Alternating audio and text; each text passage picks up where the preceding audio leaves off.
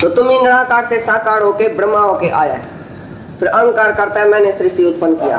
तुम्हारे सूक्ष्म शरीर से जो है वो सृष्टि उत्पन्न हुई, मन से सृष्टि उत्पन्न हुई। फिर जो है वो रात को सृष्टि को ले करके तुम सो जाता है तो तुम ही ब्रह्मा है। 100 साल तुम्हारी भी उम्र है। 100 साल के बाद हजारों सृष्टियां तुम उत्पन्न करके सुपने में, जागृत में तुम सृष्टियां ही उत्पन्न करता है। जागृत में बैठे बैठे ऐसा करके बैठता है, अरे किधर गई पता नहीं, कौन सी सृष्टि में चली गई। ये तुमने सृष्टि बनाई ना अभी। कितने सृष्टि सारे दिन में तुम बनाते हैं और कितनी लय करते हैं। देखो कितना सपना तुम देखते हैं। जागृत में भी तुम सपने में ही सृष्टि बनाते हैं, फिर सपने में जाता है तो भी सृष्टि बनाता है। तो कितनी सृष्टियां तुमने रची, कितनी सृष्टियां बनाई, कितनी सृष्टियां लय गई। आकर 100 साल के बाद तुम ब्रह्मा जो है वो भी आवागमन में आएगा, शांत हो जाएगा। फिर जन्म मरण के चक्कर में तुमको जाना पड़ेगा। जब तक कि तुमने ये ब्रह्म का ज्ञान नहीं लिया कि मैं ब्रह्म हूँ, तभी ब्रह्मा का जन्म कटेगा। नहीं तो ब्रह्मा भी जो है अपने लोग शायद शांत हो जाता है, माना फिर बार बार आवागमन में आता है। ऐसी तरह से तुम भी ब्रह्मा ही है। परंतु उस अव्यक्त से भी अति परे दूसरा अर्थात विलक्षण जो सनातन अव्यक्त भाव है, वह सच्चिदानंद घन पूर्ण ब्रह्म परमात्मा सब भूतों के नष्ट होने पर भी नहीं नष्ट होता है। ये ब्रह्मा तो नष्ट हो गया, मर गया, लेकिन एक अव्यक्त है विलक्षण। विलक्षण माना दूसरा, एक एक्स्ट्रा ऑर्डिनरी दूसरा एक ब्रह्म है। ये ब्रह्मा नहीं, एक फिर ब्रह्म है। ऐसे अलग है, इससे अलग है, ऐसे दूर है, जो कभी नाश होने वाला नहीं है। सब कुछ नाश होने से भी जो ब्रह्म है, जो निराकार शक्ति है, जो अलग है ऐसी सबसे, वो कभी नाश होने वाली नहीं है। एक निराकार है, एक साकार है। साकार फिर नाश होता है, आता है और जाता है, माना ब्रह्मा।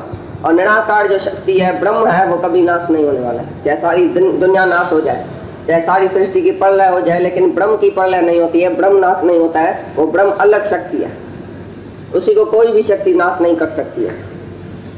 तो एक है ब्रह्मा, एक है ब्रह्म। ब्रह्म कभी नाश नहीं होता, सब ब्रह्मा नाश हो जाएगा, ब्रह्म नाश नहीं होगा।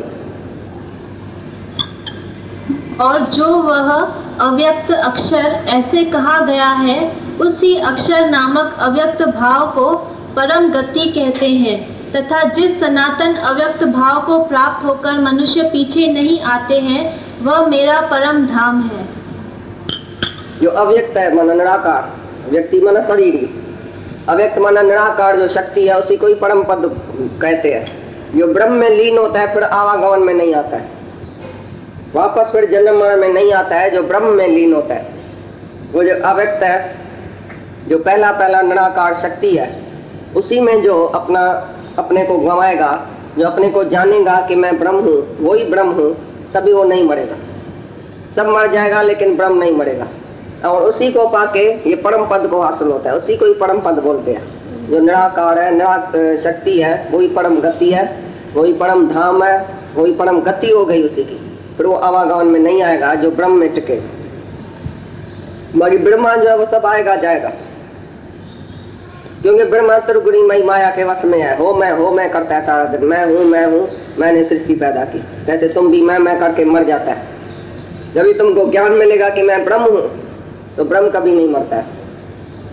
वो सबसे न्यारा, सबसे अलग निराकार शक्ति जो आत्मा है, जो परमात्मा है, वो तू है, तो तू कभी नहीं मरता है। बाकी ये शरीर जो है तो आएगा और जाएगा। और हे पार्थ, जिस परमात्मा के अंतर्गत सर्वभूत हैं और जिस सच्चिदानंद घन परमात्मा से यह सब जगत परिपूर्ण है, वह सनातन अव्यक्त परम पुरुष अनन्य भक्ति से प्राप्त होने योग्य है। अच्छा, वो कैसे प्राप्त होएगा ब्रह्म? अनन्य भक्ति से। जो एक एक में आत्मा देखे और सबके लिए प्रेम रखेगा अंदर में, उसी को ब्रह्म प्राप्त होएगा। ऐसा नहीं तुम गड़बाड़ छोड़ के जंगल में जाके ऐसा बैठेगा तो मैं ब्रह्म हूँ तो ब्रह्म हो जाएगा। लेकिन अन्य भक्ति, हर एक में आत्मा देखो और हर एक के लिए भक्ति और प्यार और सेवा रखो। हर एक के अंदर में भगवान देखो, तो जब सब जगह भगवान देखेगा तभी उसी परम गति को, परम धाम को प्राप्त होएगा। अपने को जाना ब्रह्म, फिर सर्वत्र ब्रह्म जाना।